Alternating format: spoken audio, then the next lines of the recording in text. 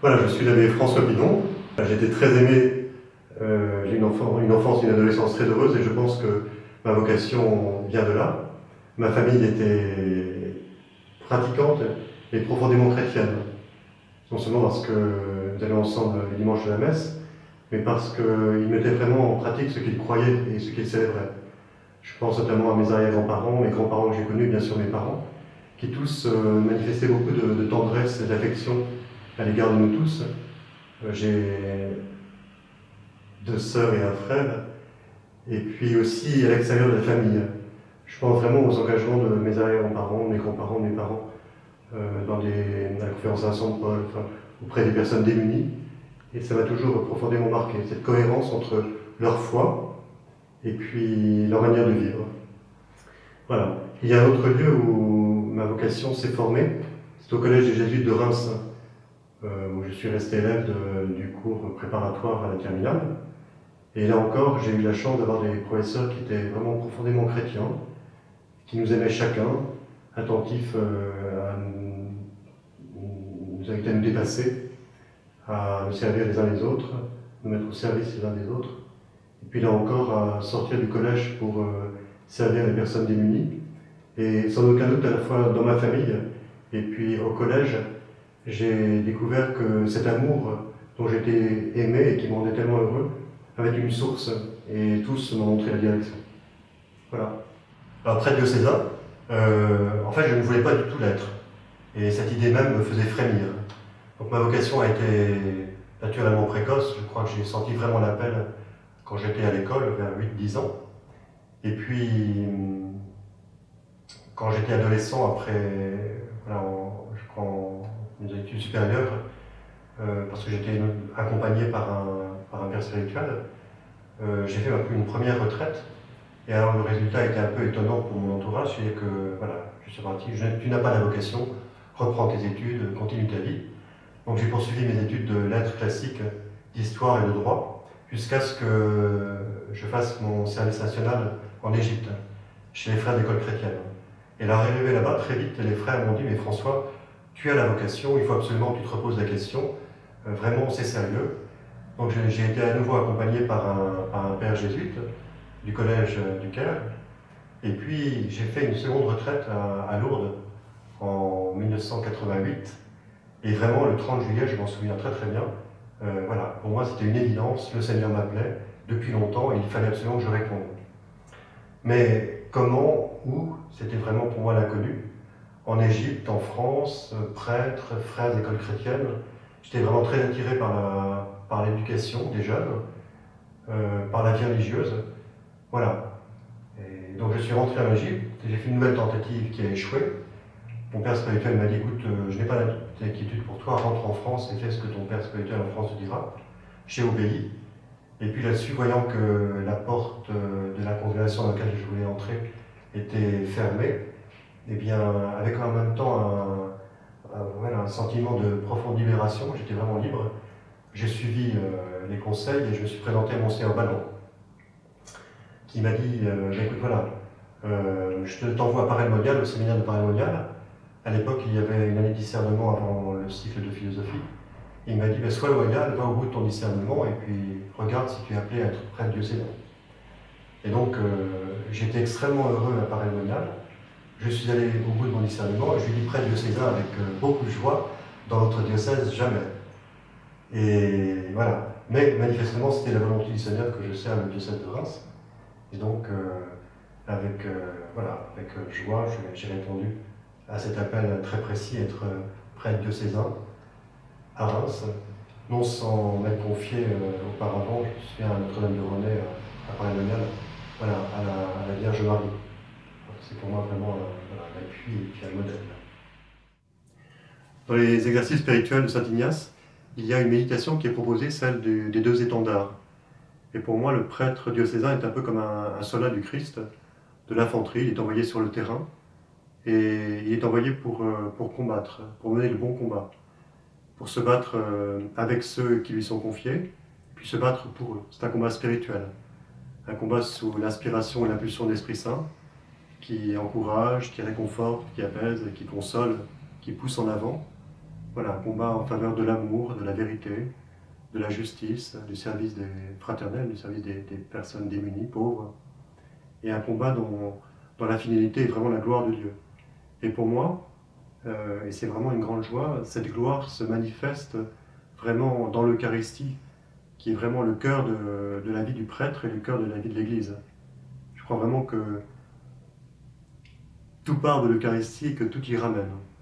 Voilà. Et donc le prêtre est serviteur de cette grâce, de cette vie divine qui est communiquée en abondance aux hommes par le Christ, à travers principalement les sacrements. Et il est le serviteur de cette grâce et en même temps le témoin actif de cette grâce dans le cœur des hommes. Et du coup, un aspect aussi du prêtre diocésain que je voudrais souligner, c'est celui de guide, enfin de pasteur. Le prêtre diocésain avec son peuple, il est comme un guide, il marche le chemin à la suite du Christ, il marche en avant, et puis voilà, il est avec, il marche en avant et il est avec. Je pense aussi, je vais prendre une autre image, il m'arrive d'accompagner des groupes de collégiens à VTT. Voilà, il faut être devant pour montrer la route, donner l'impulsion, la direction, et puis en même temps, il m'arrive de revenir en arrière et même d'aller chercher le dernier pour qu'il puisse reprendre courage, reprendre des forces et puis avancer. Voilà. C'est d'ailleurs une des difficultés du prêtre diocésain, c'est de pouvoir être avec les personnes, non pas d'une manière momentanée pour un moment d'existence, mais arriver à les suivre, voilà, les encourager sur ce chemin qui conduit au Père. Voilà. Alors les joies, la joie profonde, c'est celle d'abord d'être aimé par Dieu. Ça, c'est une certitude que nous devons tous avoir. La joie d'être aimé, la joie d'avoir été appelé à servir l'Église comme prêtre du Christ. Ça, c'est une joie voilà, que personne ne peut nous arracher. Joie d'être baptisé, joie d'être prêtre. Et puis la joie de voir la grâce de Dieu travailler le cœur des personnes. Je suis vraiment très touché lorsque je vois des personnes âgées dont j'admire la fidélité à travers les épreuves, leur délicatesse, leur bonté, leur sagesse, leur humilité, leur discrétion. Et puis je me réjouis aussi beaucoup de voir l'amour lorsqu'il est partagé au sein d'un couple, d'une famille, lorsque cette foi est transmise de génération en génération, que ça se manifeste dans les personnes, dans ce qu'ils vivent, dans ce qu'ils donnent. Et puis j'ai aussi de voir tout simplement un enfant, un jeune s'éveiller à la foi, c'est-à-dire à cette relation avec le Christ, et vécue comme une réalité vivante. Voilà. Quand je vois un enfant tout d'un coup voilà, sentir que le Seigneur est là, l'aimer, je me dis ça y est, c'est gagné. Voilà. Il a découvert qu'il était aimé, et c'est la chose la plus merveilleuse qu'il puisse être aimé par Dieu, d'un amour voilà, sûr et éternel. Voilà, ça ce sont les joies, il y en a plein d'autres, mais ce sont des joies profondes. Les difficultés, alors là aussi il y en a beaucoup, j'en soulignerai deux particulières. Voilà, il y a voilà, le prêtre est invité à se donner, vraiment se donner aux autres, se donner à ceux qui lui sont confiés par l'évêque. Et voilà, il faut de l'énergie. Et parfois cette énergie est comme voilà, contrariée, voilà, pour moi par deux choses. La première difficulté, c'est une difficulté qui touche au monde dans lequel nous sommes envoyés. J'y vois vraiment beaucoup de souffrance, comme une explosion de la souffrance, du mal. Je trouve que le malin voilà, se montre, se manifeste, et puis avec beaucoup d'impudeur. Et je crois que l'une des raisons profondes de cette souffrance, c'est tout simplement le manque d'amour. L'amour n'est pas reconnu, il n'est pas reçu, et ces souffrances voilà, font que beaucoup de cœurs sont blessés, brisés, et puis se referment. Et c'est une difficulté pour annoncer voilà, à celui qui souffre, le Seigneur t'aime, c'est la vérité, mais comment peut-il accepter une telle affirmation alors que même qu'il souffre? Pour moi, la difficulté, c'est pas que Dieu existe ou qu'il n'existe pas, c'est qu'il existe, c'est une certitude, mais m'aime-t-il?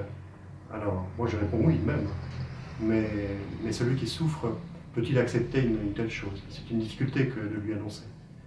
Et une difficulté plus grande encore, c'est que souvent aussi, parce qu'ils souffrent, eh bien, les cœurs se blindent. C'est comme un blindage. Et ce blindage peut devenir un jour une indifférence.